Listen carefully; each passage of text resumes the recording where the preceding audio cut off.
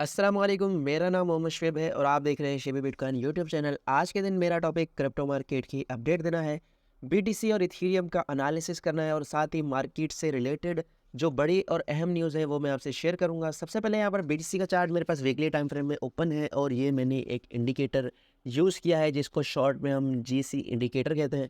और यहाँ पर जो है ये वीकली टाइम फ्रेम में हमें नज़र आ रहा है। इसका मैं आपसे एक अगर थेसिस शेयर करूं तो ये जब भी इस वाली लाइन से, ये जो सेंटर में आपको लाइन नज़र आ रही है, इस लाइन से जब भी नीचे जाता है तो ये रेड एरिया में दाखिल हो जाता है और इसको हम बेरिश कंसीडर करते हैं। और जब ये इस लाइन से ऊपर चला जाता है तो फिर हमें बुलिश नज़र आता है ये और ग्रीन एरिया में इंटर हो जाता है।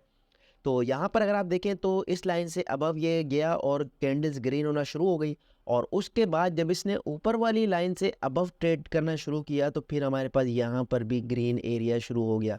यानी यहाँ पर हमारे पास अप्रैल के महीने में 2022 से लेकर अब तक ये पूरा जोन जो है हमारे पास रेड जोन चल रहा था, अब फाइनली ये ग्रीन में चेंज हो गया है। अभी भी इसमें एक चीज़ ये है कि यहाँ पर हमारे पास ऑलमोस्ट 24,391 के एरिया पर ये ट्रेंड लाइन है। अगर इसको एक बार रिटेस्ट करके ऊपर जाता है तो कोई बड़ी बात नहीं होगी। यानी अभी भी इसमें चांसेस मौजूद हैं कि हमें बीटीसी शॉर्ट टर्म थोड़ा सा बेरिश नज़र आए और उसके बाद जो है मार्केट अगेन हमें अच्छी खासी रिकवरी करती नज़र आए। ये जो ग्रीन एरिया स्टार्ट हुआ है ये काफ़ी ज़्यादा इंपॉर्टेंट है और ये मार्केट के लिए काफ़ी ज़्यादा पॉजिटिव रह सकता है। और यहाँ पर एक एनालिस्ट ने चार्ट शेयर किया है, ये बिटकॉइन का मंथली चार्ट है। और इस मंथली चार्ट में अगर हम देखें तो इसने कहा है कि सितंबर का महीना बहुत बुरा रह सकता है मार्केट के लिए और 25,000 से नीचे भी बिटकॉइन जा सकता है। और यहाँ पर अगर आप देखें तो सितंबर का महीना हमारे पास मोस्टली ग्रीन नहीं रहा, हमेशा रेड रहा है या फिर ऑरेंज कलर में आपको नज़र आ रहा है या फिर येलो कलर में एक दो तीन चीज़ें नज़र आ रही हैं। वो इसलिए नज़र आ रही हैं कि इसने अगर गेन लिया है तो 6% या 2-3% का लिया है। उसके अलावा मोस्टली ये रेड जोनिया यानी माइनस में रहा है। तो सितंबर का महीना काफ़ी ज़्यादा बुरा कंसीडर किया जाता है और उसके बाद अक्टूबर और नवंबर का महीना जो है काफ़ी ज़्यादा पॉजिटिव रह सकते हैं क्रिप्टो मार्केट के लिए। तो इस चीज़ का हमने लाजमी ख्याल रखना है। सितंबर का महीना हमारे लिए रेड रह सकता है और फिलहाल हमारे पास अगस्त का महीना भी अभी तक तो प्रेशर में जा रहा है। कहाँ से इसको स्ट्रांगली सपोर्ट मिलेगी और यहाँ से कहाँ से बाउंस करेगा, ये चीज़ जो है हमें देखने में नज़र आएगी। और एक और चीज़, ये बिटकॉइन का हिस्टोरिकल डेटा है। यहाँ पर 2011 से लेकर 12, फिर 2012 का बुल रन और फिर 2013 का बुल रन। तो इस तरह का पूरा 2011 से लेकर 2021 से 22 तक सारा डेटा शेयर किया गया है। यहाँ पर 2023 के बाद यहाँ पर हमारे पास ख़त्म होगा 2023, तो उसमें हमें मार्केट छोटा मोटा बुल रन ही दिखाती नज़र आएगी। इतना ज़्यादा मार्केट में हमें अपसाइड की मूवमेंट नज़र नहीं आएगी। लेकिन 2024 में हमें जो है फर्स्ट बुल रन देखने में आएगा जिसमें बिटकॉइन जो है अपनी रिकवरी करेगा। लेकिन ऑलमोस्ट ऑल टाइम हाई थोड़ा बहुत पॉसिबल है, इतने ज़्यादा चांसेस नहीं है। लेकिन 2025 में जो है हमारे पास अच्छी खासी बुल मार्केट होगी और बिटकॉइन लाजमी अपना ऑल टाइम हाई लगा सकता है। ये मैं नहीं कह रहा बल्कि यहाँ पर हिस्टोरिकल चार्ट कह रहा है कि हिस्टोरिकली बिटकॉइन जो है 2024 और 2025 में बहुत ज़्यादा बुलिश रह सकता है। इथेरियम की बात करें इसी इंडिकेटर के अकॉर्डिंग तो अभी तक जो है ग्रीन एरिया में इंटर नहीं हुआ है। इथेरियम जब इस लाइन को क्रॉस करेगा अपसाइड पर तो फिर ये ग्रीन एरिया में इंटर हो जाएगा और फिर इसके लिए भी हम बुलिश रह सकते हैं। लेकिन जब भी किसी चीज़ का ब्रेकआउट होता है तो उसके बाद एक बार लाजमी रिटेस्ट होता है डाउन साइड पर। जैसे यहाँ पर अगर आप देखें तो एक बार ब्रेकआउट हुआ, सिर्फ एक कैंडल यहाँ पर जो है क्लोज हुई थी और उसके बाद अगेन इसने रिकवरी की, इस लाइन को रिटेस्ट किया और उसके बाद जो है डंप कर दिया। ठीक है, तो ये चीज़ हो सकती है। इसमें भी ये वीकली टाइम फ्रेम है तो इसमें जो है हमारे पास 1-2 महीने लग सकते हैं। लेकिन अप साइड पर ब्रेकआउट के बाद डाउन साइड पर डंप भी हो सकता है। और मोस्टली इसका जो एरिया है वो 1690 और 1700 के पास है। यहाँ पर स्ट्रॉन्ग इसको सपोर्ट मिल सकती है और उसके बाद जो है अगेन फिर बुल मार्केट हमारी स्टार्ट हो सकती है।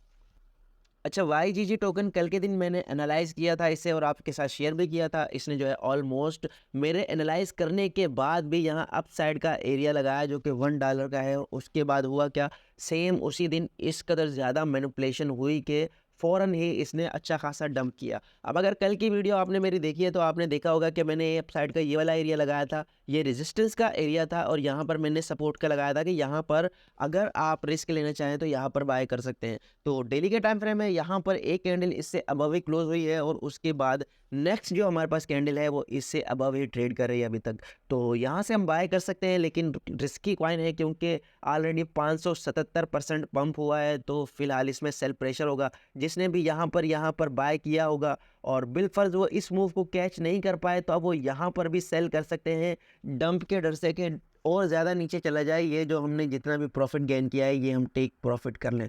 तो ये चीज़ जो है लाजमी आपने कंसिडर करनी है, और अगर आपने इसमें एंट्री लेनी है तो स्टॉप लॉस अपना लाजमी लगाना है। और अगर इसको हम डिसाइड करें कि इसने जो है कितना डिप लिया है, तो यहाँ से हम यहाँ कैलकुलेट करें तो ऑलमोस्ट 60% का इसमें डंप आया है, तो अच्छा खासा सेल प्रेशर है। और कल मैं आपको बता के गया था कि आपने इसमें एंट्री बिल्कुल नहीं लेनी, ये अच्छा खासा पंप हो चुका है।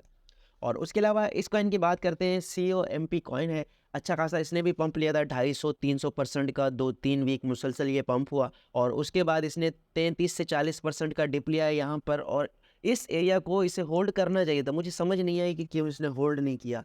या तो यहाँ पर जो है सेल प्रेशर इस कदर ज़्यादा था कि जितने लोगों ने भी बाय किया था, तो मार्केट की न्यूज़ की वजह से, पैनिक न्यूज़ चल रही थी, तो इस वजह से उन्होंने सेल कर दिया, तो यहाँ पर इसने होल्ड नहीं किया। अगर यहाँ पर फिलहाल हमारे पास ये वीक तो चल रहा है, करंटली ये वीकली कैंडल है, तो अगर इससे अबव वीकली कैंडल क्लोज हो जाती है तो फिर हमारे पास ये बुलिश साइन होगा, और अगेन हम इसमें पंप देख सकते हैं, और ये वाला हमारा टारगेट रह सकता है। लेकिन अगर वीकली कैंडल भी इससे बिलो क्लोज होती है, तो फिर हमारे पास ये वाला जो एरिया है, ये अच्छा खासा एरिया है $40 का, यहाँ पर जो है जाने के बाद फिर एक मूवमेंट जो है मैं लाजमी कंसिडर करता हूँ, यहाँ पर जो है स्ट्रांगली इसको डिमांड मिलेगी, और फिर यहाँ पर जो है अपसाइड पर जा सकता है ये, ठीक है। और अगर इसकी परसेंटेज हम कैलकुलेट करें तो यहाँ पर जो है इस मूविंग एवरेज से यहाँ तक ऑलमोस्ट 32% का पंप इसे दोबारा मिल सकता है, तो आप लाजमी इसे इस मूविंग एवरेज के पास कंसीडर कर सकते हैं। और अगर डेली के टाइम फ्रेम में हम चेक करें तो उसी सेम एरिया में हमें मिल रही है 200 और 100 मूविंग एवरेज,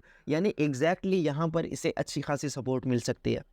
और यहाँ पर एक अच्छी न्यूज़ फाइनली, पेपाल का मैंने आपको बताया था, जिसके 40 करोड़ से ज़्यादा यूज़र्स हैं, उन्होंने इथीरियम की ब्लॉकचेन पर नया स्टेबल कॉइन लॉन्च कर दिया है, जिसको पे USD उन्होंने नाम दिया है।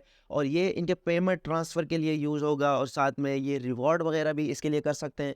तो ये काफ़ी ज़्यादा बड़ी न्यूज़ है कि इतनी बड़ी पेमेंट कंपनी ने पेपाल का अपना USD लॉन्च कर दिया है, तो ये क्रिप्टो मार्केट के लिए बहुत बुलिश न्यूज़ है, लॉन्ग टर्म के लिए अच्छी न्यूज़ रह सकती है। और इथीरियम पे हुआ है, तो ये इथीरियम के लिए और इथीरियम के होल्डर्स के लिए बहुत ज़्यादा अच्छी न्यूज़ है।